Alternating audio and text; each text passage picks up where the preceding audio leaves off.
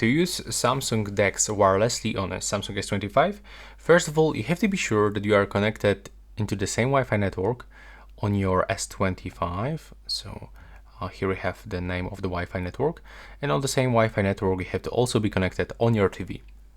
Then you can start by opening settings and go into connected devices, and just scroll until you find Samsung DeX. Right now, all you have to do is just to basically click to start DeX. And here you can find this scanning for nearby devices.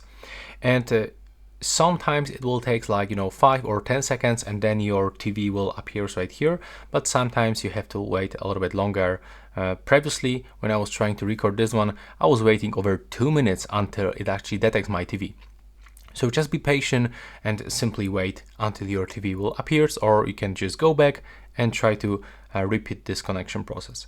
And once your TV appears right here, you just have to tap on it, and then by grabbing remote controller, you will have to simply accept pairing request. And that's basically all. That's how you can connect this wirelessly.